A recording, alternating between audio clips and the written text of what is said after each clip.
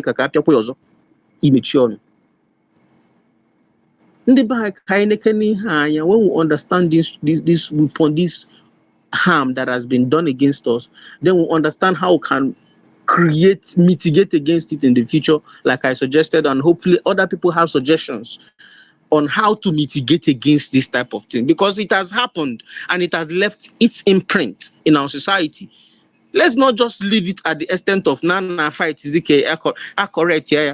But what of the imprint all have to go na the community, the societies, the streets, what actually known as secondary school, just giving it all it has with the level of economy in the country. So Kehage make it suggestions on what could we also do to move the needle as to securing our future in these spaces. If they succeed in this wing, they will also try another one. Ikada Wunda. I had to literally come on space with this one to speak. I thought me name account Monkozo. Glitches. So for glitches are Glitches like everywhere. Time can add there to so I can in a minute or two. Then I'll come. Achọrọ m ka Jack kwuo okwu si ya ịbatakwa ọzọ ma ọ bụ na Anambra person adọrọdị. Ọ dị ka Jack nwa adapụgo sef. Glitch atụkwụ Jack n'onwe ya. Jack n'ọzọkwa ya? Glitch everywhere. Glitch bụ nke na-ewu now. Okay, Anambra person, when you can speak, when you are in the clear, when you can come along a potato, we came in on all right now. I don't know. Or maybe no way Fejigaka, or no way Fijaka. Amarum. Mana, when you're ready to speak, just let me know. Okay, let's go to Kenneth, just take 2 minutes. 20 seconds, then we'll go to Prosper. Okay, so my brother Chibes, I think in my opinion, I think there was a solution already. And the solution more one I think it got with even with the standard that is already in place now. Because growing up open and I believe everybody on a space either in with the experience or or something or experience of people in which 200, 180 or 220 and they could not get admission. All over Nigeria, Kawama North, Kawa everywhere, Kafama, would they have admission? So what I don't know now, Kedika is where pressure or this institution. Okay, Ben doesn't know when the prefer with 2 and 3 and 4. Keduwa and the buy in this school no buy age all this type of pressure on undink buying. Whether more from the federal universities to state to private, I take one advantage of that standard mark of 130 or 139 to admit more people na school. We can take advantage of that today. Mano pressure the school, no school things against our school non buy things against our own people on its own. Okay, the rigging in Nigeria against us. I'm talking about school going Anibo in a Mayfair against the citizens of Anibo. Kedika yes, Mekafa will more people. They are push people out in general all over Nigeria. Got admission in the name of admission. People who 190, 180. So we can lower the standard a little bit. Okay, bend down when the before at 2 at 3 at 13 and all of that. KKS way to other standard. Push those schools not by. You have to admit people because people get frustrated. Growing up, I've seen people that got frustrated. They couldn't continue school. They went on the street or they start doing business of, for just that because they have seek admission, they keep getting jammed 190 or 180, and eventually they could not go into university. So KKEC push over to lower that standard and started not even lowering this standard, but making sure that these people who seek admission in Southeast that they all start getting into our universities and other colleges. Are you the mic here, my brother? Let me just defy a little bit. I think what I maybe say ago, Mana, one of the reasons why we are producing the best brains in Nigeria today is because of that standard.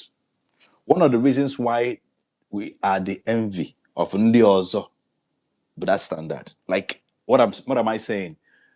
When you aim for the sky, it means you go to the sky, you're gonna go somewhere up there. When you aim for the roof, it means you hit the roof, you just not on a wall or a banana. What am I saying? If we reduce our standard, jam be reduce qualify for them, qualify more, mark one down more, and you reduce standard again. At the end of the day, we'll be like them.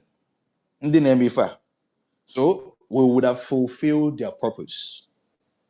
So what I think we need to do, in my view, what I think we need to do is the same way I see a jam, the same way I see a monitor jam, scrutinize even media systems with tech, with knowledge, with expertise. We need to go home and start looking closer at the admission process in the universities. Okay, this is the data, right? This is the number of people. This core na Igbo. Now, these are the people that were admitted. And based on what we know, these are their scores. What happened? How did this person that got 120 get admission into a university in the same region where he comes from, while somebody else who got 280 didn't get admission in the same university, the same course? Can you hear me? By the time we start seeing those discrepancies and begin to question them publicly, opundentially, my friend, opundentially, I think that will create the room for the excellent ones to come up. Rather than reducing the standard, let us fix the process. Let us question the process. Let us interrogate the process. Closer to it. Since we have, if we have the means and enough technology to be able to face JAMB, tackle JAMB, scrutinize JAMB, then we can do the same thing to our universities as well. So that's my own view. Yeah, my brother, sorry, I brought back and forth with you. But I think what I was, I think I put me film into those people the opportunity, but at the gates, they the test the university and set it up for them to now gain a full admission into the university.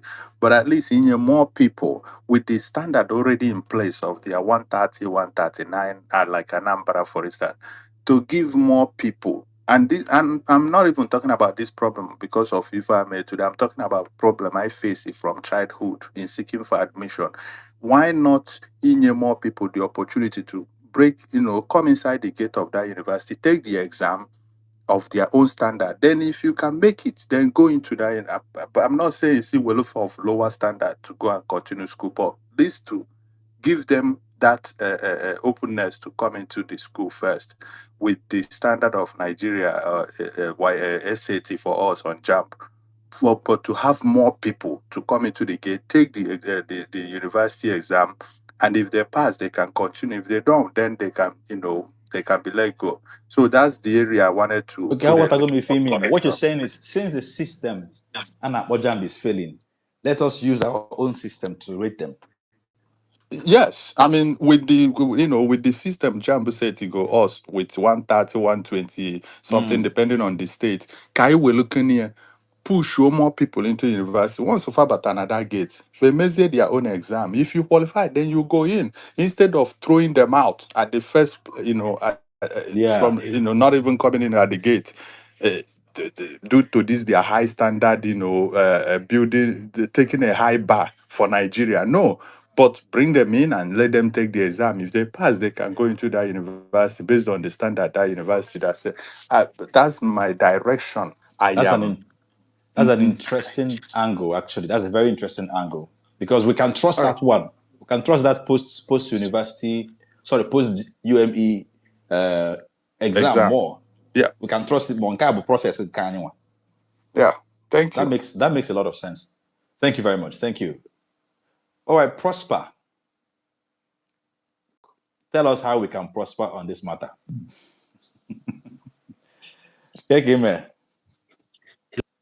Hello, Udodi. Good evening, everyone. It's nice to be in your presence once again. Nice to have you here too. This topic that has been raised, thank you. This topic that has been raised is very, very crucial. especially at the moment when it is coming at the backdrop of this JAMB glitch that affected students of the Southeastern region. And I'm really grateful to people like Alex for taking it upon himself to point out this glitch that does happen.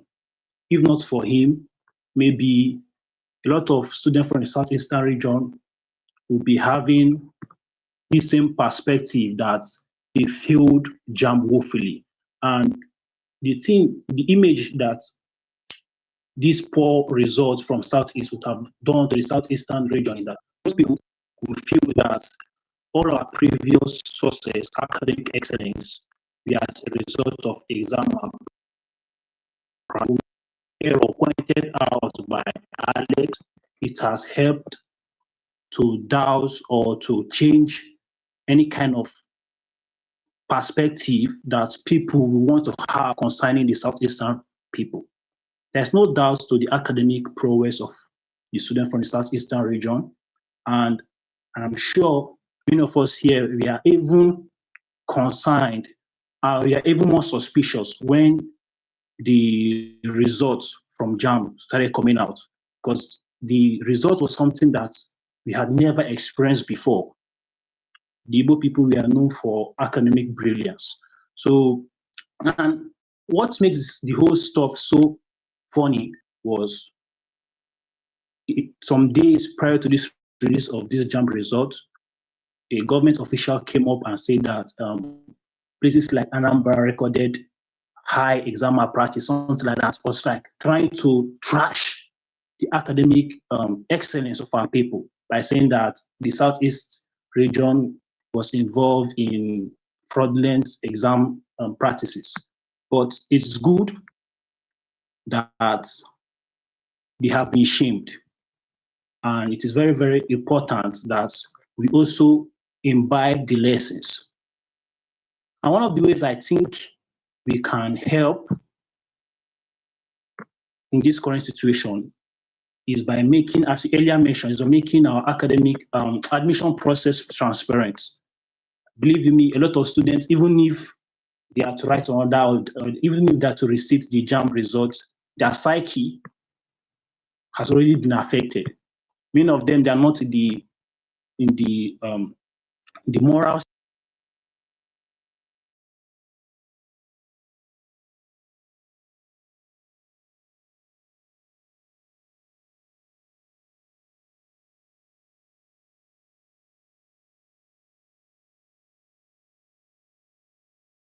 Prosper, are you still there? I can't hear your voice anymore. Because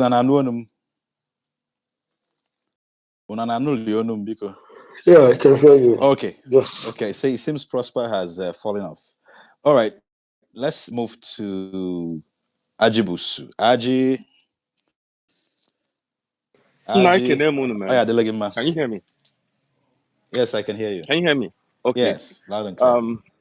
Man. I don't even know where to start from. Okay. There's a lot. This whole JAMB shenanigans. I mean, it's just too much. Very, very too much. I've never been so angry the way I was that day. Honestly, I would know when JAMB official wanted that day. If you will up because no, it was out there very painful, very, very painful. Like because I mean, while I was all I just needed to do was recall how I wrote JAMB twice. You understand? How painful all the my result, but how I felt then. I was then, you know.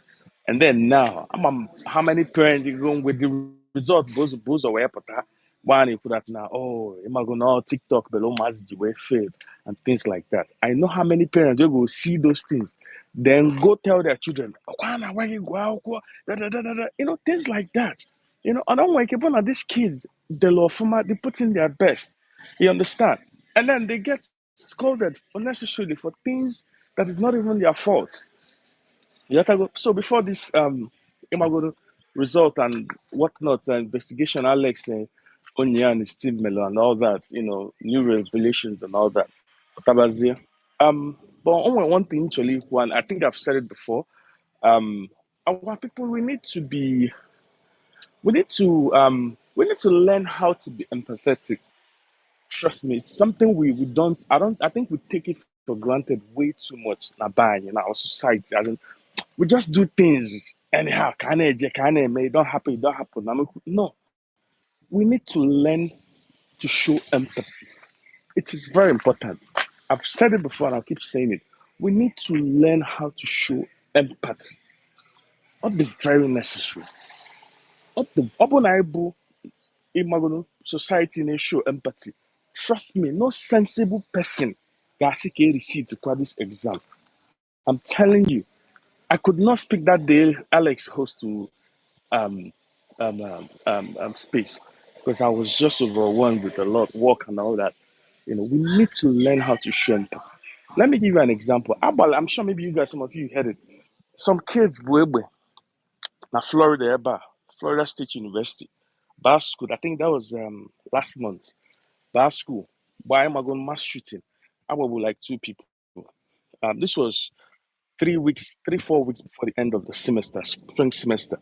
A boy with that incident, even Trump made comment on it. FBI, feds were everywhere. It was a big issue. It was a national issue, just like this jump. How did the school react? And this was they made their final exams and all that. In my first school, first send go the emails and all that, and the chega counseling, mental health and all those. Then the if school qualify bonya obuna what that now. Obu no be kienwelo before that incident no need to come back to school. If you want to come back and finish the semester, if you feel like you are mentally capable, you understand? Obu need in that mental space. You feel like you want to come back and finish the semester, you can come back. But if you feel like, oh, B is enough for you and you don't want to do anything, that's fine. I go B, it will be. After all, the semester I go. You understand? And there be final exams, I did submit to final assignment and all that. Only which are like 2 or 3 weeks assignment left has submitted. You understand? So any student that option to pick, to choose. You understand? So that is the school showing empathy. You understand?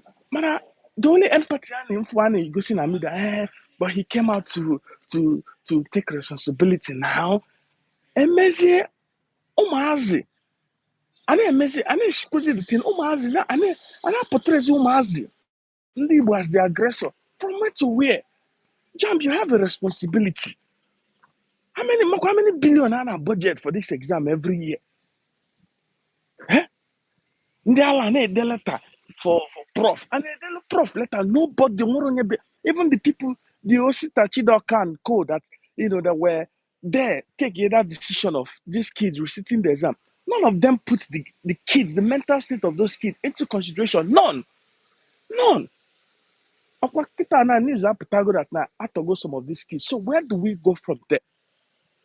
All the logical thing to do was where this data. It is very simple. Remark this thing. It is very simple. Remark here, internally. On ya pass on your bona. On a pass and the mail of ma into the close team of ma on a pass yafa. You understand? It is very simple. Why do you have to make these kids go back again?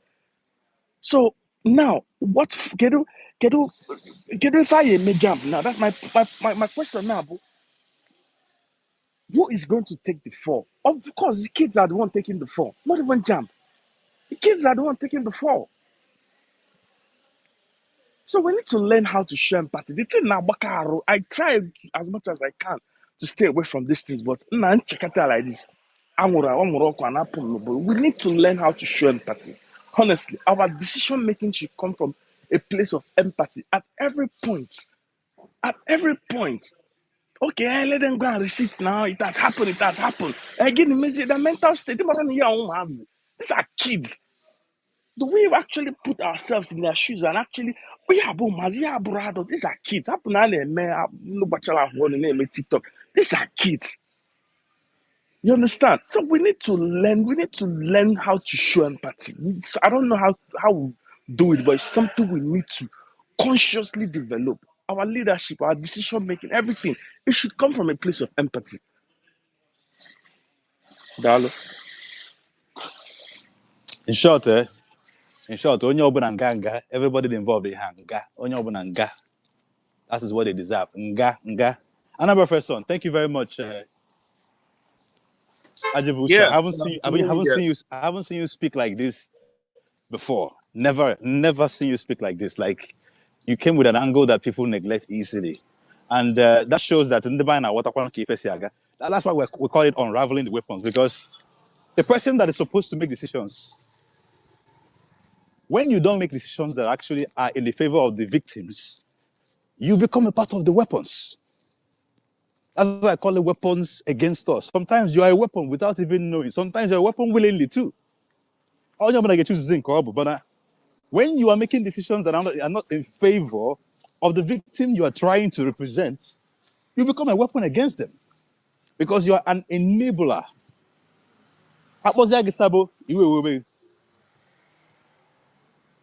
Sorry, no, I came outside to take care of something. That's why you hear background noise. But yeah, thank you very much, Afam, for that angle. Hannah, Professor, go for it. Yeah. Good evening from here. Thank you everyone for your contribution, Aji. Dalurine. The topic is quite interesting. Is it true that there has been a lot of weapons that are designed, and some of these weapons are designed, they are not accidental. Agba na ọda n'ogwe, ọgba abụọ ọda n'ogwe, agba ịtọ ọda n'ogwe, ogwe ka apịrịzịrị akụ. There has been a lot of series. This last event, this jump event, is more like a the tipping point of the whole event that has been happening. So it's not like this is the first of its kind. I was just roaming around my archive. I came across a tweet. I made a screenshot of since 2015. And that tweet was a tweet that made reference to the onslaught against Stella Odua when she was preparing to make Enugu State Airport, Enugu Airports, Akanibiam Airport, elevate it to international status. At the time she was appointed as the minister, before she came on board, there were ministers, aviation that came before her. And before then, they had a lot of issues within the organization, within the aviation industry. The FAN has an issue with some individuals or some big men in the country that signed certain contracts that they felt cheated on. And when the two previous aviation ministers came on board, they could not do anything. They couldn't solve the problem. Our daughter, Stella Odua, came in and bulldozed the whole system and solved that problem. As if that was not enough, she embarked on the renovation of the entire airport across the country. It didn't really generate much ripples or any attack until she made a pronouncement of elevating the Akanibian international airport. And that was what led to massive onslaught. I read countless. In fact, that episode really did one or two things to me as someone that was following Nigerian politics at that early stage. It changed a lot in me because I didn't understand the reason why people could dedicate their time. Somebody dedicated an episode, right? This person was writing every single day, dedicated to attacking or giving reasons why Akanibian International Airport is in bad faith. One of the things that is very ridiculous, he said, was that opening another international airport in the southeast will expose Nigeria to insecurity, to a global insecurity, as we are currently witnessing insecurity across Nigeria, that it is not advisable, it is not wise to have another international airport, particularly in the southeast. As if that wasn't enough, there was a proposition to have Southeast Development Commission. Remember, before then, there was Triple R program initiated by the Gowon-led administration after the Civil War. It was supposed to be about reconciliation, reconstruction of the Southeast, but that never happened. So the only thing that happened, we saw happening, was the reconstruction of other regions, not the Southeast. So that really creates so much vacuum, especially when it comes to infrastructure. I usually say that Third Mainland Bridge alone is bigger than entire federal infrastructure in the entire Southeast, just Third Mainland Bridge. So there is serious debt of infrastructure in the Southeast, especially federal infrastructure. Most of the federal, so-called federal infrastructure you see in the Southeast were either initiated by the Eastern regional government or the governors of the Eastern states. Somehow, some of them get inherited by the federal government. The only thing that is notes very recently that was cited in the Southeast, led by federal government or somehow funded by federal government, was Second Niger Bridge. And recall that Second Niger Bridge has a connection with the South-South, so it is not exclusively to the Southeast. But, why I'm pointing out these things is to let us know why the Southeastern intelligentsia needed Southeast Development Commission at the time. And we had Seredec, we had a lot of organizations that were coming together to see how we can organize, how we can put our thoughts and ideas together to start revitalization and reconstruction of the East. I am privy to so many of these organizations. But at the tail end of some of their meetings and their deliberations, it was discovered that they needed a rallying point, an organization that rallies the whole entire region. Because at the time, most of these governors were chasing their own unique program. None of them were interested in looking for a collective program that will somehow put the region in the forefront of the economic development.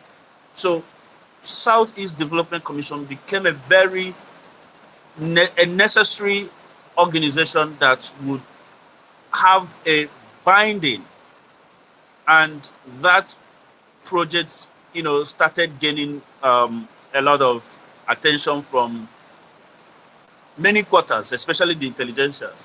I remember when it was pushed to the National Assembly and it was rejected. I remember the reasons why it was rejected several attempts to push it at the National Assembly. It was rejected. Now, what did the Nigerian state and the people who are always look for a way to pull us down do? Now, instead of granting that, because at the time that Southeast was making this request, already Northeast Development Commission has already been established for the reconstruction of the Northeast due to the so-called Boko Haram attack and insurgency. Whereas a region that was leveled to ground zero during the Civil War and stifled using economic policy had no single reconstruction program, no single institution set aside for the reconstruction and, somehow bringing back to where we used to be, not even putting us ahead of anyone, bringing us back where we used to be. None of that happened. Instead, federal government instituted many policies that ensured that people of the Southeast were never in any shape or form close to government. So these things are not news to many of us. But for the sake of young ones who are listening, so they will know where we are, right? I remember Chinyere, the first female pilot, some of you must have heard about her, of Nigeria, when she headed the Captain Chinyere. She was the first female pilot that we ever had, and she was exceptional. She was elevated to the post of rector in Zaria at the time. And, you know, she working with a lot of professionals in the industry. She had flight simulators, the best of its kind, and you have in this aviation institution. They were under the leadership of this woman, and of course, Stella Odua. Now, when these two women wanted to have something established, aviation school, somewhere in Abia State, there has been already a designated plan and approval and everything. But another thing happened. When some of our compatriots, I should call them, learned about it, they unleashed all manner of attacks. They launched all manner of attacks, you know, on her. And that project, to date, has not seen the light of the day. Another very important thing, many people may not see it, but I see it. Today, it has just been announced that Favor Philly has broken the world record. And what that means is that she has become the first woman in the entire whole world, the entire planet, to achieve a record of 150-meter world record at the Adidas Atlanta City Games with a time record of 15.85 seconds. And she happens to be the first woman to ever finish this race under 16 seconds. So she, the last person that did that finished under 16.23, and she finished under 15.85. Why am I mentioning her name? Recall the last Olympic. She was somehow magically omitted. Her name was magically omitted because some people who are supposed to submit her name did not do their job. There seems to be, so Nigeria has a way of making mistake whenever they find a name that has Tuku or Philly or something that has to do with the people of the Southeast. Again, people may call it victim mentality, whatever you may call it. Like I said,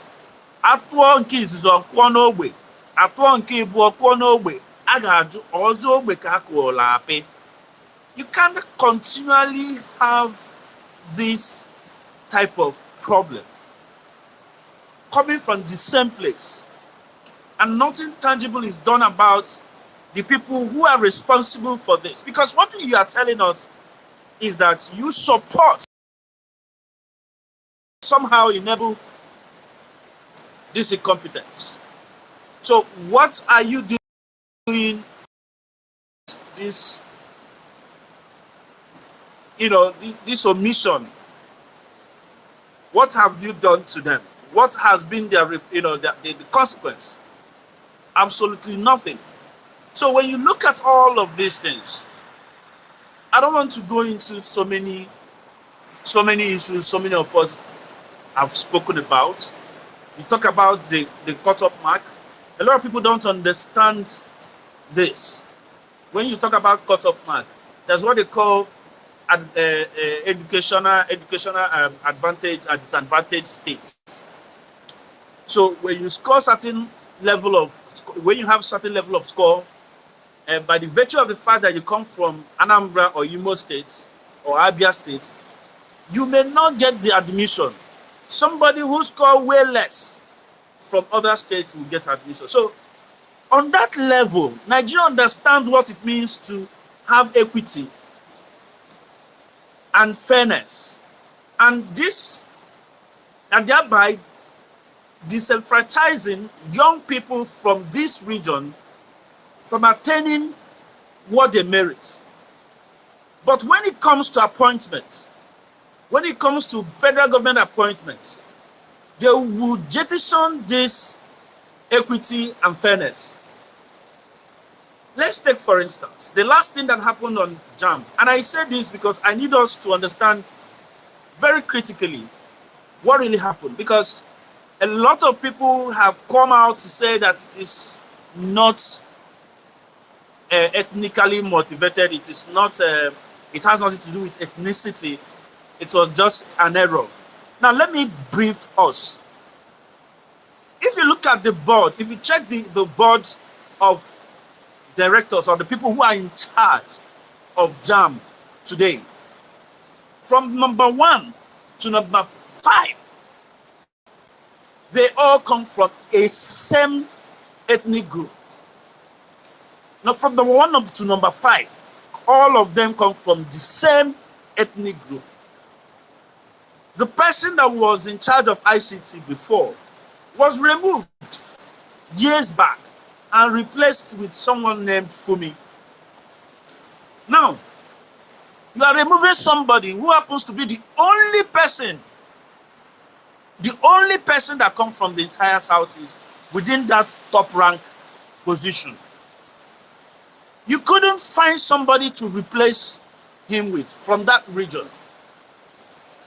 As if that was not enough, you replace the person with from the same place the top 5 persons who are occupying that position come from. Now look at the consequence.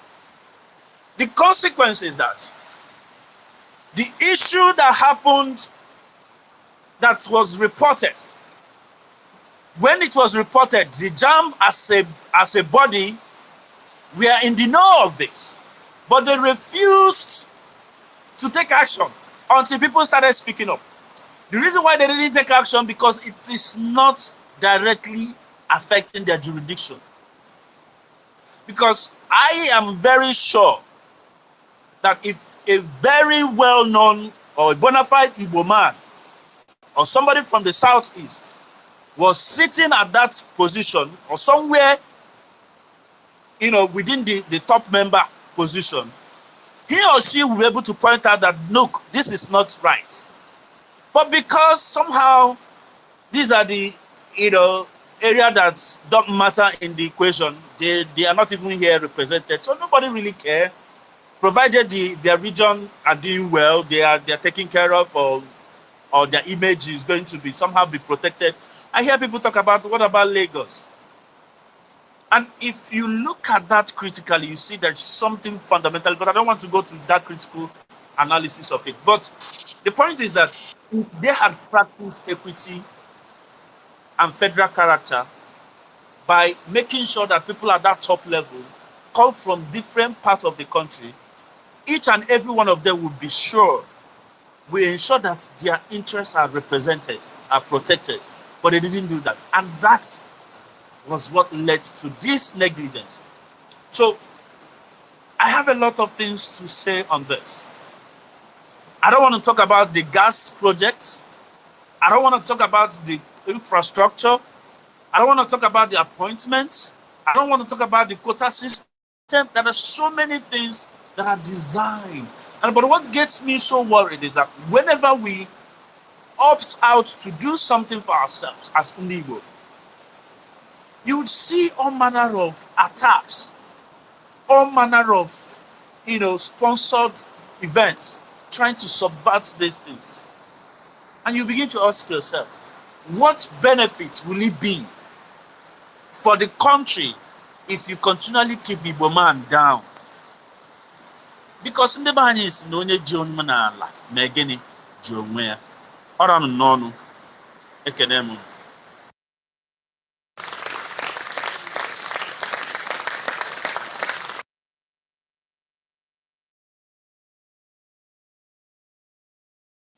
I had to just let you. I had to let you take your time. Like, take your time. Take the time to just. And I'm the with so much to say still because I saw how you got to the Lagos and just okay, like I go there back.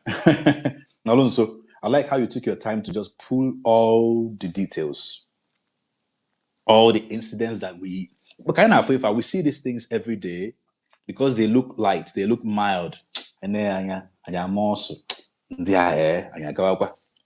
but when you begin to pick them one by one by one by one and bring them together and connect them with the current incident,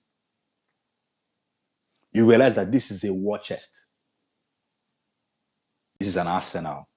Unleashed. The purpose for the unleashing is another matter. It's a different conversation altogether. But if I can draw my bro, what ways do we tackle this thing? Short term, mid term, long term. But all the man I what I different and I like how you took your time. I'm going to see if I can I want to start cutting these things and just creating content from them because they are very useful, very, very useful submissions. Thank you very much, Anambra Feson. Dalwine. My co-host, Ordinary Girl. Ngwawala Thank you, Kunye Media. I mean, we still have some requests. I think we should pay attention to them. I have a lot to say, but almost everything I need to say, people have touched on them. So let's see how it goes. Thank you. Let's give people priority to speak. I'm here. Thank you. Okay, who should speak next? You can ask the next person to speak. I think I don't know. I think it's Innocent, right? Yes, Innocent can go. All right. Innocent, go for it.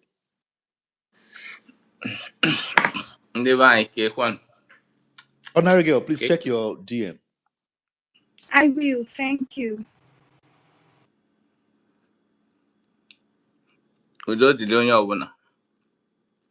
Innocent, darling. Yes, I'm on my voice on Apple off. Yes, please. On Apple off, ma. Okay. Akenere m onye ọbụla tinyegoro ọnụ na ihe a na-ekwu. Ihe mụnwa chọrọ ịkpọfeta uche anyị na ya wụ na nsogbu anyị nwere na South East ọ na ala Igbo buru ibu. Ọ wụghọ atụwa ya ofu ofu enwere ike anyị ama nna na ije. Mana ihe nche na ọ kacha mkpa wụ some of the actions somebody anyị ma ọfụma wụ Alex took this period. Onwe ihe ọ na-akụziri m. Ịma na o nwere oge anyị na-etonite o nwere one advert a na-adị eme na Igbo language ama m na BCA na-asị na onye asị ha onye asị ha na-ekwu ebe ya nọ enwere ike ọghọtazi m ka ha na-esi ekwu ya, but it simply means that if you don't say this is where I am, people will overlook you or nobody will recognize you. In the previous times, enwere ike onye ọbụla tinyecha ọnụ n'ihe mere, we move on, but someone decided to take action. Ihe na-eme anyị dị too much. Enwere a lot of things, and for me, if I'm to categorize the weapons fashioned against our region, I will put it on the political leadership of that region, which ordinarily it doesn't used to be so. But I believe that after the war, or majorly from 80s, there was a system of selecting ndị opportunity to occupy leadership position, especially in the East. All over the world, leadership always come from the people. Like the leadership panders to the will and the political power and the base and foundation of leadership or politicians always based on their people, based on overwhelming support of the public. if a critical analysis of our own region is as if no, the more you are against the region, the more you are against the people, the more opportunities favors you in Nigeria. And it's just a matter of the societal ills we complain about, maybe the fact that people throw money around, the fact that we don't reward excellency, and the young ones start maybe looking at money ritual they see on the film, like whatever you put on people's face, other people start copying.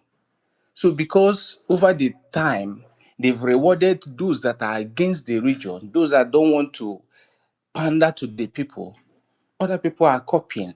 So the best way to position yourself to get more influence, to get more positions, to get more recognized is when you show how you can be against an Igbo cause as an Igbo man or woman. And that is very unfortunate.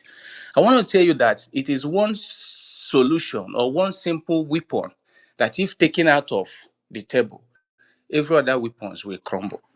Because it doesn't matter what the federal government, so to say, or other regions have against us.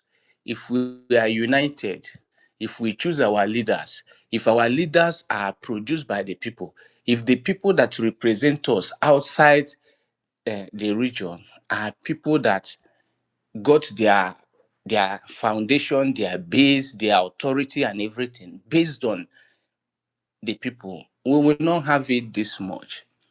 Another place, thank God now, Anambra First Son, Ajibus, and so many other people not here. Another place in Chokana about touch, if possible, if we have to do any kind of action or challenge we can be throwing. This checkpoint issue, this militarization of our region, Utena, whatever we can do, because I just learned from this episode now that sometimes when you don't challenge some things, it keep happening. And I still believe that even with what happened with JAM, it is safe and better that the outcome is challenged, because you can't. I try to speak on that space. Each time Alex brings me out, my network will go off or something. I didn't know what was happening. It just doesn't sound right. Like you want to text a section of the people different from how others were texted, because you are not going to give them the same question. You're not going to give them the same conditions. We are not even talking about their mental health and other security challenges, just like other people have pointed out. There's just no reason. There's just no reason. The laws were not made for laws were made for man, not man for laws.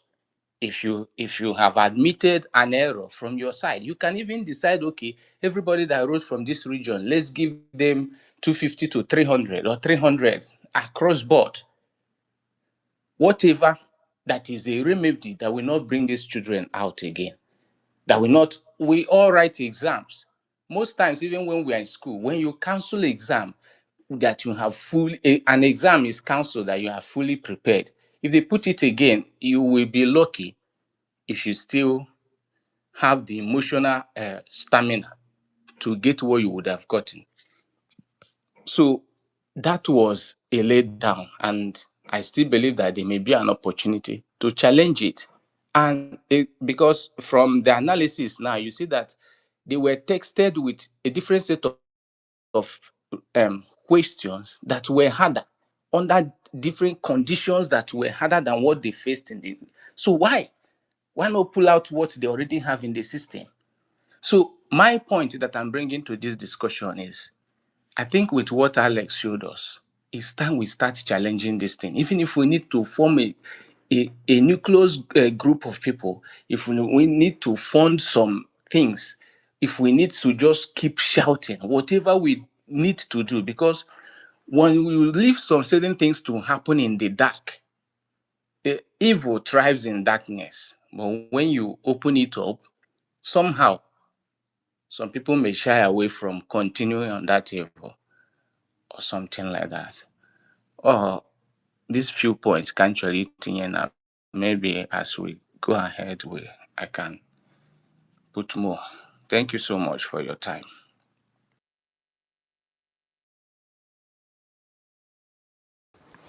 Thank you so much.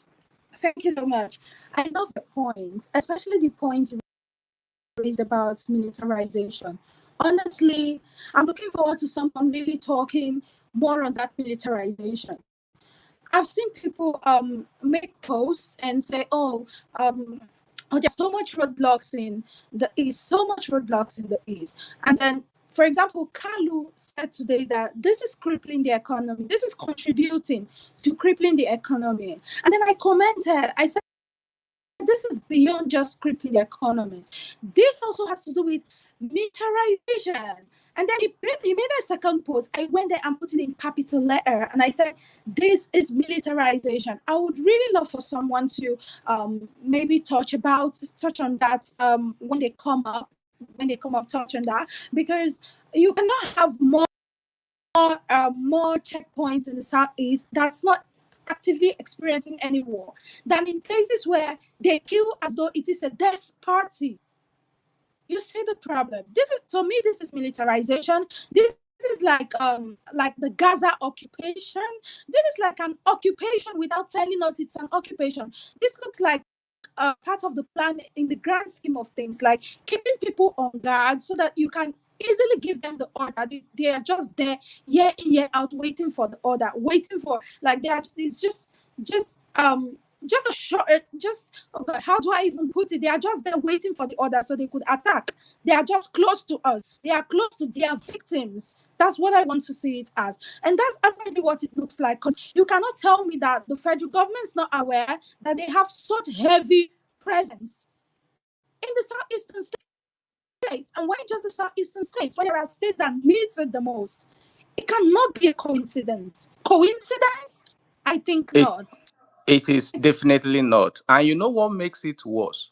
Is actually the areas that are heavily militarized in terms of where you have maybe within 1 mile a military checkpoint, you have the custom, you have the police, you have the mopo, you have different. It's actually those areas within 5 minutes drive. That is where heavy kidnapping happens. Like, you just can't fathom what is happening in the southeast. And when you relate with some of them and see how they lobby to be in those areas, is an intentional thing. You imagine how much they extract from our people. People cannot really move around. I don't know. Each time I look at what is happening there, my heart is heavy, because even the places that were conquered militarily in Afghanistan and so many other places, they don't suffer what our people are suffering. And it breaks my heart when I start thinking about what the average Igbo man goes through living in the southeast or just existing in Nigeria. But it worries me more, because I feel, especially when some of us are spreading some narratives, when politicians are behaving, it's as if my major concern is that I feel that majority of us have not come to the consciousness of what is facing us as a people. Because I believe that when all of us collectively come to the consciousness of what we are facing, then the problem will be 50% solved. Thank you. Thank you Thank you so very much. Thank you so much. I love that part about saying the problem will be 50% solved. I also consider that, let me assume I'm not Igbo and I'm not from the eastern states, and I want to invest in Igbo land. I see an opportunity that my business idea could actually thrive in Igbo land. But when I think about frequenting the east, let's say I'm coming from the west, I'm coming from the north, or some other place, maybe a south, and then I consider how frequenting the south is to monitor my business. It's inconveniencing because of the number of roadblocks and harassment I could possibly face. It feels like a clog in the wheel. It feels like um, it would discourage me actually from either always going to monitor my business or from even doing that business there at all. It is deliberate. And then again, from one of the points someone raised, I would like to throw it to us to imagine this in our minds. You cannot say, Nigeria cannot say that they do not like Nnamdi Kanu because he's a secessionist. Then still Nigeria would say in the same vein that they do not like Peter Obi, that is coming through democracy. You cannot dislike these same two people at the same time. It shows that what they want is not the problem. The problem is who they are. It shows that being Igbo is a common denominator of national hatred. That is what it shows. You cannot hate the two of them at the same time because they are taking two different routes. And one is taking the common acceptable route, yet you do not like them. It just shows that you do not have a problem with what they are doing. You rather have a problem with where they are from and who they are. That is the problem you have. Even if Nigeria today brings the worst of Igbo, even if people bring the worst of person, a bad, terrible politician, and gives to the Nigerian state as a contender in a political election, you see that bad politician from Igbo extraction, they will still reject him. So being good is not enough problem for them. Absolutely. Being a politician is also not enough problem for them. Their problem is being Igbo. Be you good, be you bad.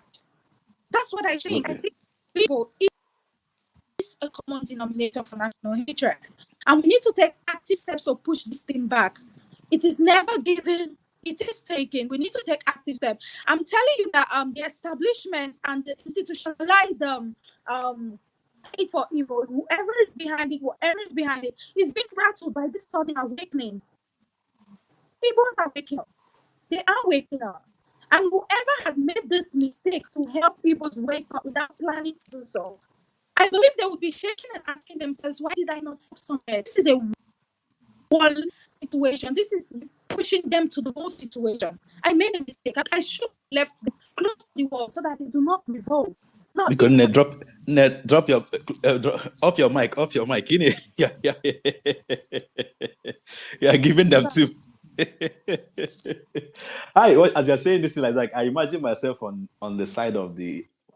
I don't want to call them oppressor because I don't call myself a victim, but the Ndiocho. That's what I call them, Ndiocho. I imagine myself in the attempted oppressor. Sorry? Attempted oppressor. Oh, that's good. That's bright. That's beautiful. Yes. Attempted oppressor. Because for us in the China had that. When you look at other countries around the world, if not that, but I just felt to tell you that because you're actually showing them things that they are not thinking about very well. They are not as smart as you think. But anyway, let's move the mic around. Thank you very much, Innocent. Okay, I'm around my okay, maybe one year, but yeah, that one for your point. That makes a lot of sense. Ordinary girl, I like your energy. Let's move the mic to Konya with the next person. I think it should be Uche, right? Uche Melody, right? Yeah. Uche, go for it. Thank you very much. Thank you. Good evening, sir. Good evening, man. I came across this and just recently I was dropping from Kendisi, Yoruba, because of this happened. I was born in Ekiti State, raised. I came back to the east just about that was 2013. 2013. This jam brought me back to the east. Check my timeline. I talked about my experience with jam. We were the first set that started CBT, and these glitches made so many of us who couldn't go to school at that time because I just had a sponsor who wanted to sponsor me, but jam failed me and he left. Went back to the States. I never got him again. So I'm a victim too, and I've been able to Nigeria. Because it's like most of what I'm seeing is that we don't even understand what happened Nigeria. Nigeria is not a geographical area. Or what is our take in Nigeria? Southeast, we are behaving like we are afraid. That is what I see. And this is not ihe eji mara ndị Igbo. I'm telling you the simple truth. Because there was one Senator Olubode Oluokporo. There was a time he was turning himself to oppressor to his people. One the people just change. They go pure water, 1 foot of clothes. I think they come, people they throw and pay. They know they fear all these things where our people they fear. The police, why are we afraid? And don't we that we don't, these are not our core values. People, if you are okay, you don't care about your neighbor. Either in a village, you go moto. If una the roads are not hard, that is not supposed to be. You can see what knows and no window na cause royal. That you're supposed to be sympathizing. Back here, you go see you be blowing dust. These are attitudes I am mutas because I don't believe this is how we used to behave. We need to come back home. We need to come back home before I have one armor. And I half an armor. Nigeria the karma. These people where they be like them, the oppressor, they don't prepare themselves before they come out there. We need to come back home. We need to change governance from home. Most especially I want to be the middlemen. People that feel like they are okay, they're in the cities. How many of us come back to see what is happening in the local government? Like my village, there is something going on in my village. I'm from Isugu in Enugu there. Isugu is a community that has not produced light, that has not seen electricity since the creation of the world. No health facility, no health center, nothing is working in that community. Not that they are not being allocated, but just few persons that are not up to 20 in number took this community around for over 20 years. Now, now, they want to regroup themselves under one person, non-Obodo Igbo, somebody in the United States for over 20 years that we've not seen in my entire life. They want to make him the Igwe so that he will return to states and still regroup themselves to continue what they are doing. And still people, people are still afraid. No be we go war. No be we go war. I'm not brother anyone go the war. I'm not preaching war. But we need to find a way and cleanse them. This is what we call active citizenship. We need to participate actively in first before we need to come back home. I believe we should understand Iyanku. So Iyanku wrote this point. Because when on Yoruba, I know I'm a victim. A state government college, I'm the first non-indigenous senior prefect back in the regional secondary school. From the moment of that announcement, and I was like the houseboy to this principal. I knew how my mates regroup themselves as in the senior prefect. School school we just found because school was just found that then. And it happened that I was forced home because of that thing. They played that tribal politics to an extent that I got the worry in your this thing, your corner. I got and from someone's boss, they bring it to your corner, implicate you. These are things I suffered. And it's still happening. And because I told you, what are we afraid of? Why? These are the messages we need to take home. Why are we not coming back home? A lot is happening home. A lot is happening home. Let's start from home. I don't want to go back to Nigeria. Thank you very much. These are my submissions. Thank you. Thank you very much, Uche Dalone. That was so much. Felix, go for it. Ekele m onye ọbụla ka onye chiri ya zere. Ndị kwuru na-ekwutechala kama na ihe m chere itinye ọnụ wụ na enwere ihe nwanne anyị nwoke wụ onye mbụ kwuru okwu kwuru, ọ sị agba otu ya atụ n'okwu, agba abụọ ya atụ n'okwu, na wegwu ka emere na-akụ. Ịma na n'uche ka anyị na-eweda na civil war alụrụ alụ na ọgụ ahụ na-alụchago ya. That war has not ended till today. Nigeria is still fighting the Easterners. They may not be fighting this war physically, but in every other means, they are still fighting us. They are still fighting us. You know, what is happening now, I really like what is happening now because it really exposing many things of which many of us are ignorant of. When you start to talk about how Nigeria is maltreating the Easterners, many of them say that we are not serious. We are just trying to be segregation when it comes to the unity of Nigeria. It's not about unity, it's about equity, love, and fairness. Nigeria has not been fair to us, the Igbos. They concluded the war, they ended the war. But today, I'm still telling you that that war, they are still fighting us. My father was a victim of this war. Why all these things are happening is because of 2023, because our own person declared for office of the presidency. That is where all this attack manifested fully in all sectors of Nigeria. They have been doing this thing quietly all this while. But many of us were not seeing it. Many of us were ignorant to observe it. But 2023 really made everybody to be aware of what the Igbos are really suffering from Nigeria. This issue of JAMB, as my brother Anambra Faison said, is not a mistake. This is a deliberate act to sabotage the future of the Easterners. Anybody who is still seeing this thing, who is still viewing this thing as a mistake, really has a problem. You need to check that person. And some people are saying that we are turning it into ethnic group, into regional something. How can you, a body, do this thing and you call it a mistake? A whole region, like Anambra Faison said, they just included Lagos to make it look like it's not only the Easterners. But let's not go there, because they know what they did.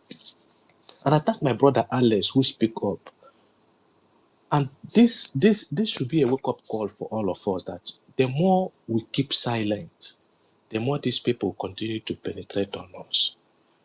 The question all of us should be asking is this: what if we didn't speak up? What would have happened? Nothing would have happened.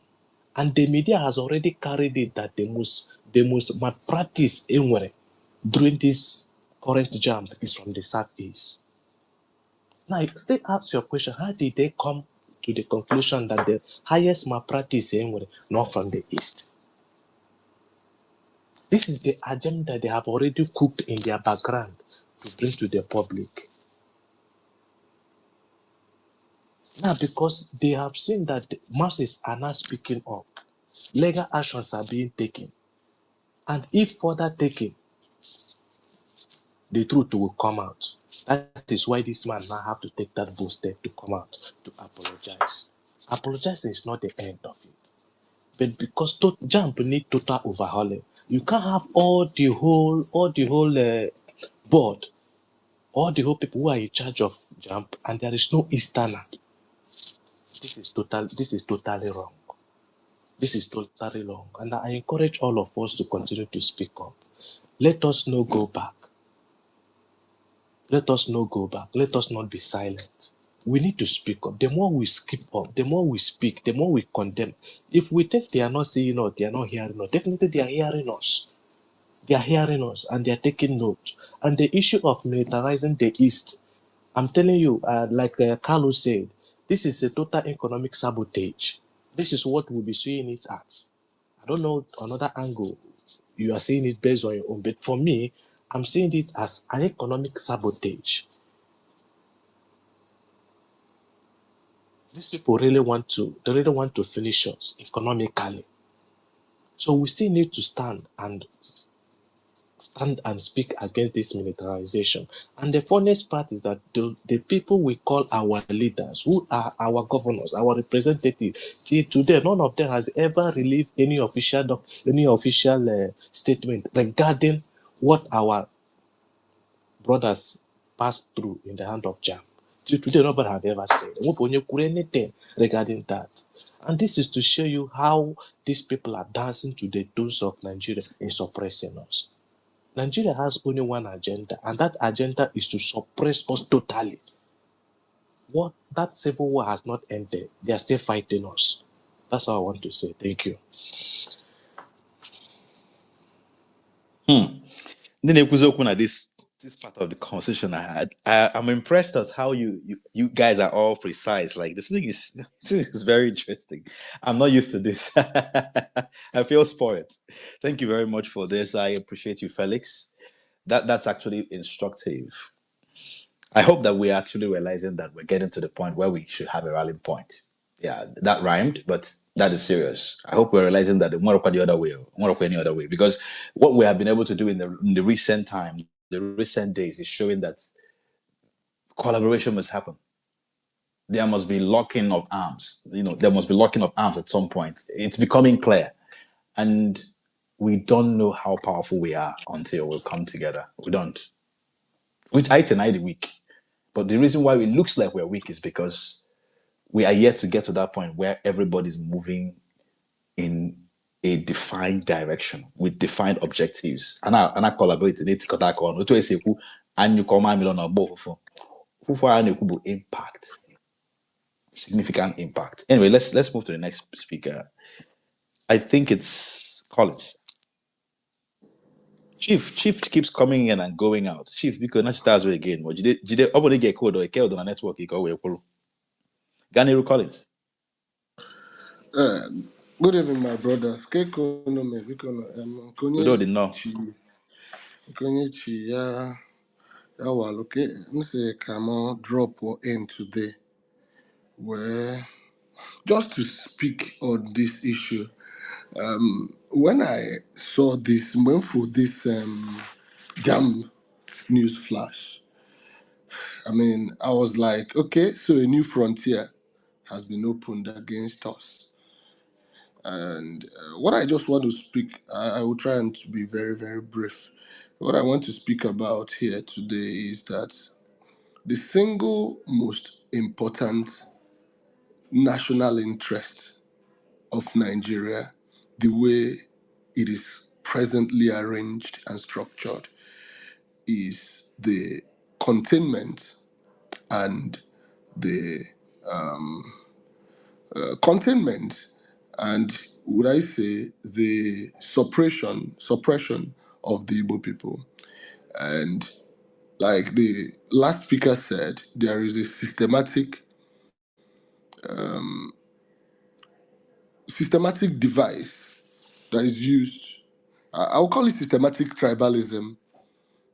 Systematic tribalism. You know the way you have systematic or systemic racism. This is systematic or systemic tribalism. You know, systemic racism, or borrow the racism between just one single person on the street. It is racism that is built into the institutions.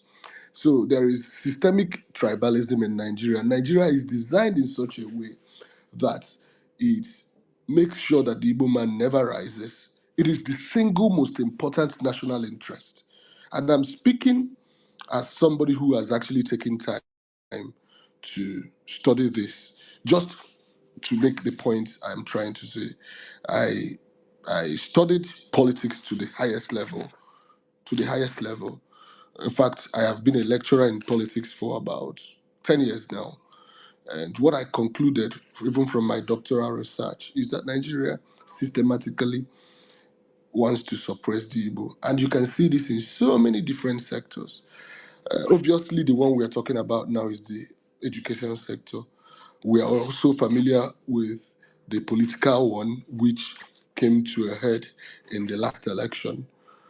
There is also the economic part. If you look at the port, the custom, the airports, whole politics, and religious-wise, even we are still there.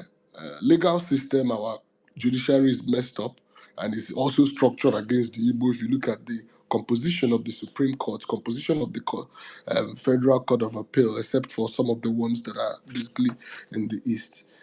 But also more importantly, and this is where I want to, because of some people talking about the militarization part, is the Nigerian defense posture. The Nigerian defense posture If you go to Defense Academy now, Nigerian Defense Posture, if you look at the documents, if you look at the military trainings, if you look at the military exercises, the most cogent, the most important military exercises in Nigeria is designed to keep the Southeast contained. Very, very clear. Okay. And since everybody knows this, there is no need to go back and start doing the diagnosis anymore. I think the best thing is for me to just go straight to what I think is our way, because I think our host here talked about how do we move forward. I think the first thing that I think some of us have started, and this Alex example has shown us, is that one, we must start to litigate these issues. The reason why we need to litigate this, what I mean by litigation is take these issues to the courts. Now, somebody would tell me that our justice system is messed up. That is exactly why it has to go there.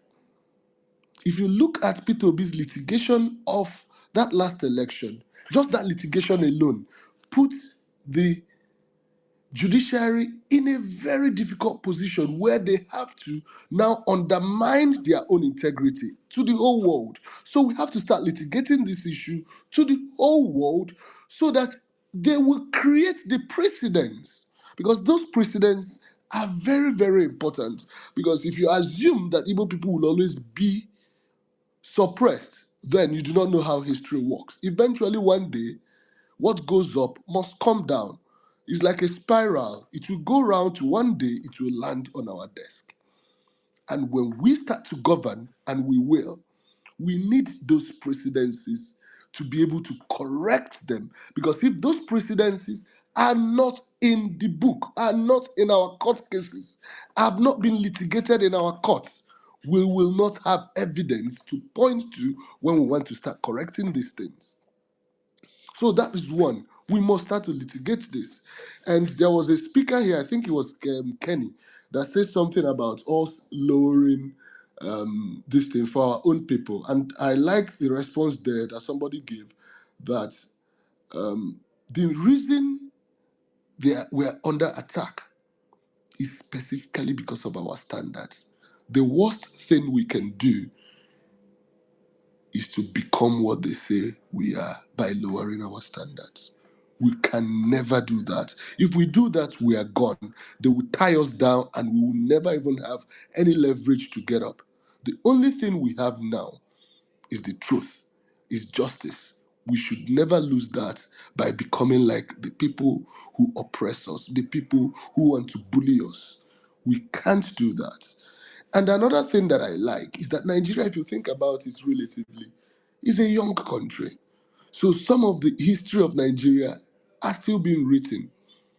And this is an attempt to design Nigeria in a way that future generations, 50 years, 100 years from now, would not be able to extricate ourselves or our children from some of the things here. So, therefore, we must fight. And that litigation, I think, is a very, very good way for us to stay. And then, secondly, I think I want to say that, you see, money, we shouldn't run away from the fact that money is a very powerful tool. Why am I saying this? You see, a lot of the institutions in Nigeria are up for sale. Everything in Nigeria even is up for sale. I think our people should, and I think it's been discussed before, really have to put money into the media, because we need to tell our stories. We need to tell our stories. We need to see any of the media, any of the institutions in Nigeria that are up for sale, and we need to find a way to slowly either buy them up or create alternatives. By channeling money into this, it's not like I'm saying that the Jews or the Israelis are doing very well, but see what they've done in America. Forget what they're doing in Gaza. See what they've done in America. They slowly entered that country and bought up all the critical infrastructure and critical institutions. We can, if we start investing and putting strategically our people in these places, and if those spaces are not available, we create our own and prop up our own people. That's what I thought I should contribute to this conversation. Thank you.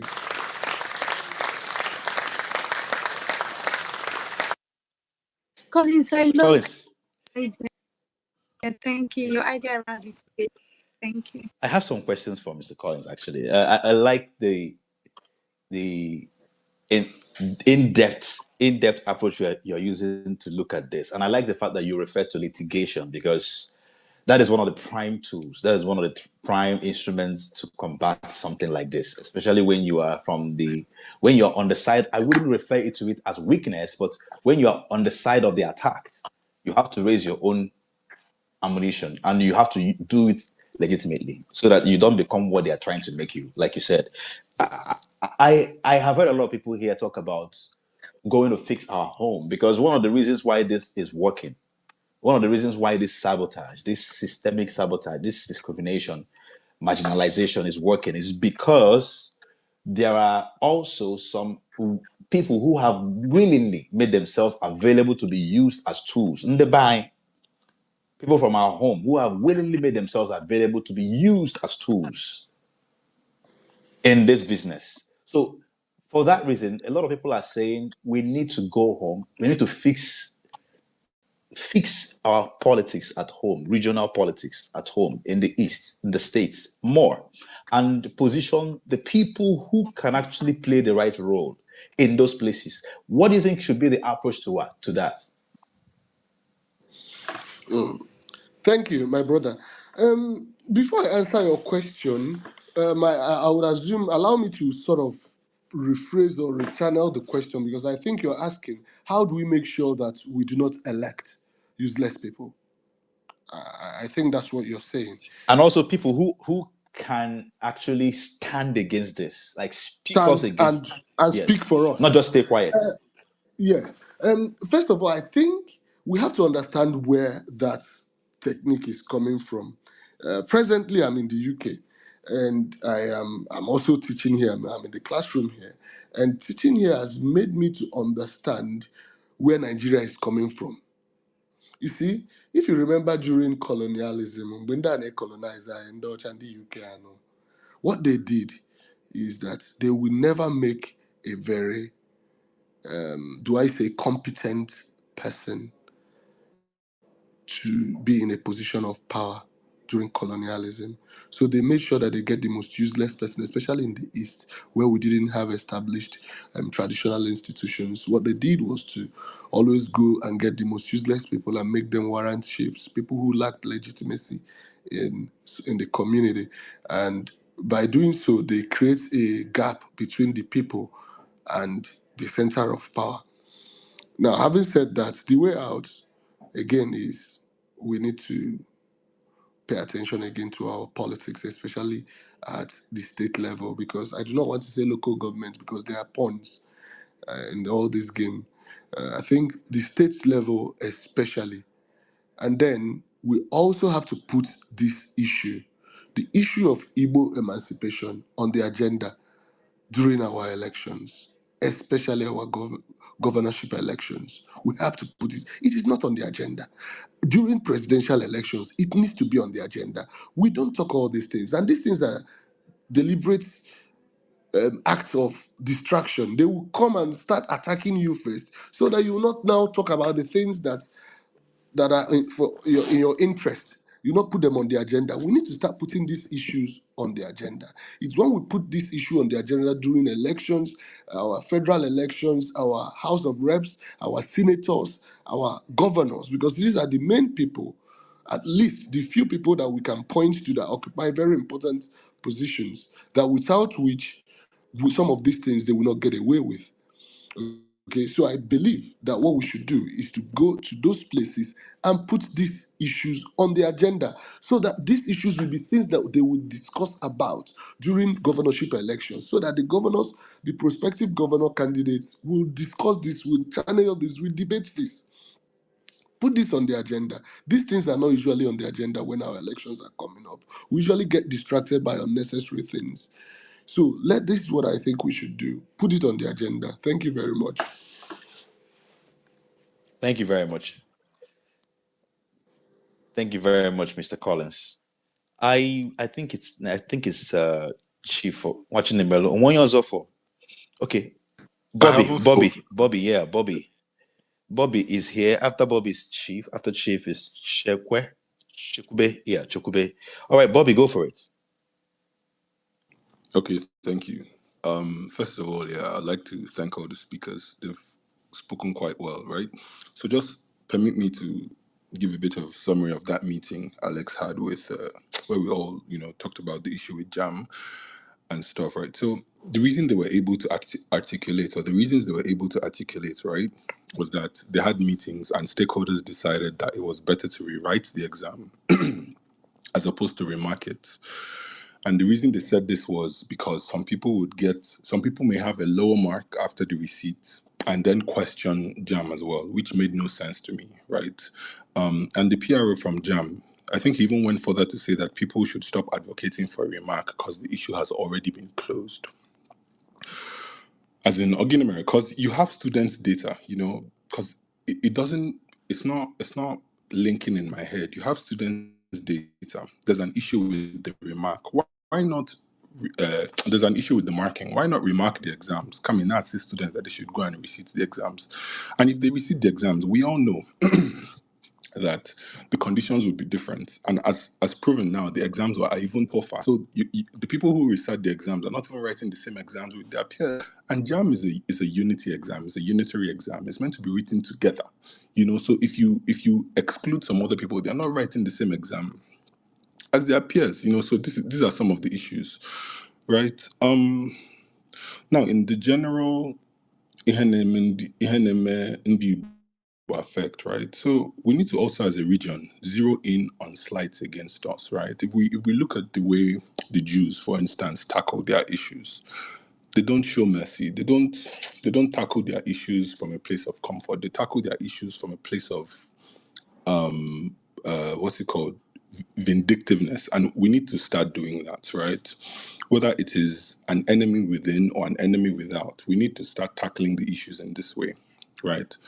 We can use this JAM issue as a litmus test, right? A few students who were affected could sue JAM, right, and demand an audit of both the glitched result and the receipt on the resat exam.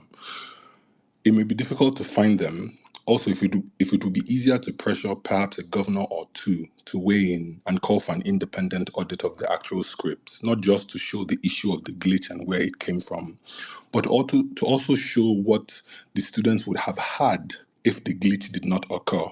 So let us, because that's the only way we can be able to use it and create a narrative, or rather show the narrative that the people from the Southeast were oppressed. Because if, the students were supposed to have a higher mark, right? And then you're now saying a glitch occurred and they no longer had a higher mark. And you had someone come out and say that there was a lot of fake exam malpractice from the Southeast. Then that shows a clear narrative that there was an intention to sabotage the academic excellence of the students of the Southeast, right? Also, we should also tackle the company that JAM, in quote, is saying is their fault that this thing happened. The company should be sued, right? There are a lot of areas they could be sued on. Sue them, sue the directors, sue Onisi JAM. Just sue these people, Bugaha court. Let everybody see what the issues are and what was happening. So one thing I've had at the back of my mind, and I think the last speaker also touched on this, is we as Ndibu, we understand that we are being oppressed, right? But it is not enough that we complain about our oppression. We need to learn how to counter this oppression, right? Let me go to the military point. So I don't have the details right now, but if we can present in an actionable form, and by actionable form, and I mean a form that is coherent in black and white, that shows that there's been a wrong, a civil wrong, we could sue, right? So, for example, now, I think somebody tweeted recently how much money has been extorted from Southeasterners by the military checkpoints. If we could show that, if we could show how much checkpoints we have in the Southeast, and absence of similar checkpoints in the North, despite the North having terrorism issues, then we can point that it is not a security issue that is keeping them there, but an economic one. Because if it is a security issue, they should be where the security needs them the most, North Central and Northeast. But they are not there. They're in a place that is relatively the most chilled place in Nigeria, and they are extorting this amount of money. So if we can also show this sort of economic abuse, right, sabotage, exploitation, and control, which shows that businesses are crippling or businesses are being affected, and it's also affecting direct investment because of the plaguing of these regions by these military persons, then, we could have an actionable case. Even if at the end we don't win, right? I think the last speaker said you'd make the courts turn themselves upside down to not give you the right judgment, which also shows, that they are corrupt or they are in on the game, right? Another point I've had at the back of my mind for some time is an issue of a town hall, right? A town hall where a set of projects and goals with a roadmap is designed, right? So the roadmap should be designed in such a way that regardless of which political party you are in, once you are an elected representative of the Southeast, you must follow the blueprint. So for instance now, if it is decided in 2025 that the Southeast wants to have rail connecting all states, if you like, being APC, being PDP, being APGA, if you come in, you will do your quota. It will be ensured that you do your quota to make sure that, that's real, because it is a project of the South. It's not a political party-leaning project. It must be fulfilled, right? And then this is also a way to sort of tie aspirants. So you're coming out for election. Let's say you're coming out for election in Idemili South. You're going to represent Idemili South constituency. How are you actually going to follow the Southeastern region blueprint? These are ways to sort of make sure that we elect people who would follow this issue and not deviate from it. All right. On the airport issue, I still have a lot of disappointment with our Igbo leaders on the airport issue. We had good luck. Yes, Stella Odua tried, but she was one person. And if you had looked at this thing from an objective standpoint, you'd have seen that Stella Odua was being attacked, right? And none of them did anything.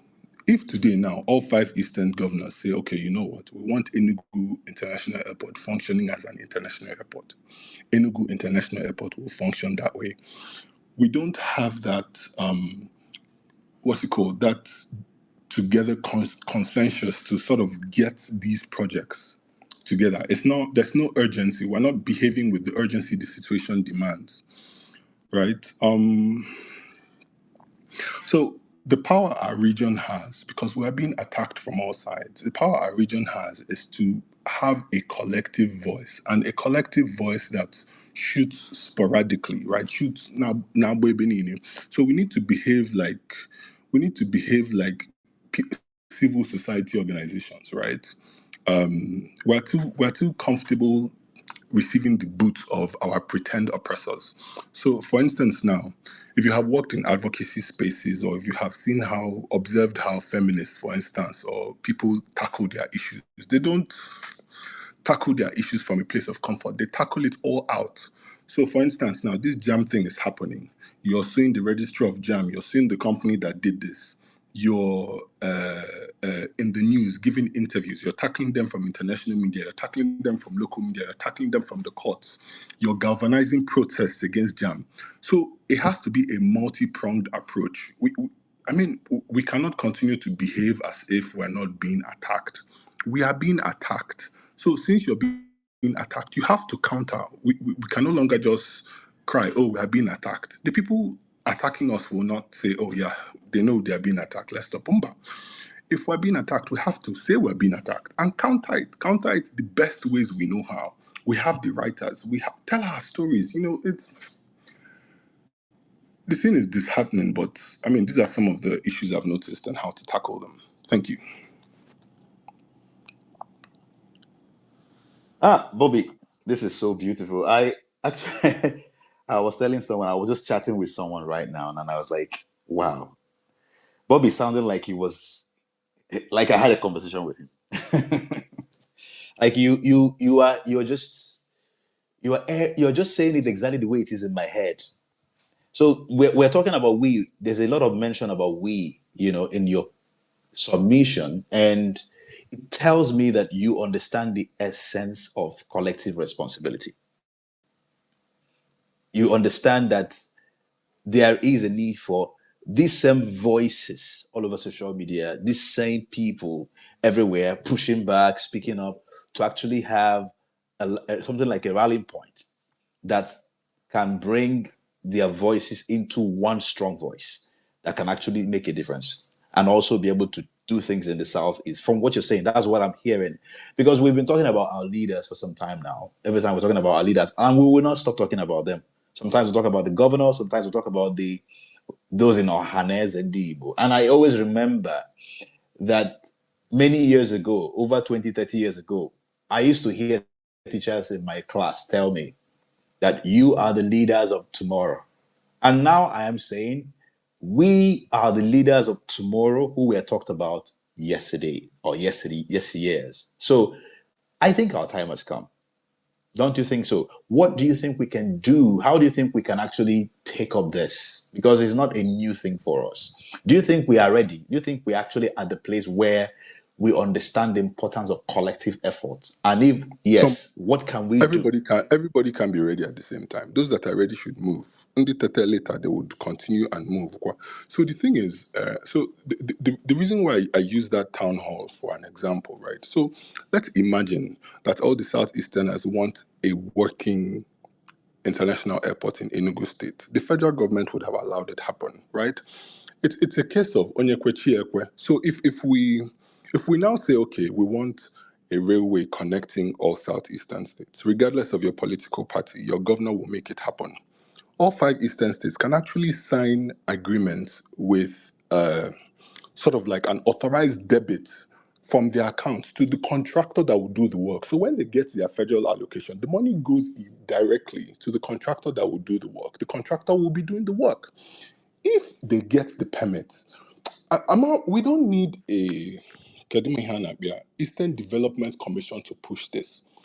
The individual states can together do it. If the people who built, the Igbos who built Sam Mbakwe Airport were relaxing and crying that they were being marginalized, that airport would not have been built. They took steps. So that's what we should also get to the point of doing. It's not enough to say, they're marginalized. Let's have achievable goals and tie governors in such a way that even if they are not there, the projects will go forward. If there's an authorized debit, just the way a state will go and collect money from World Bank, and when money comes into the state government account, it automatically goes back to the loan payment account. It is the same way you can have for projects. So if you have a public-private partnership project with, I don't know, Julius Berger or whoever, even a foreign construction company, Akunya federal allocation into that state government account, the money automatically goes. The construction company already has their blueprint, how they are going to do. They will put the money to good use.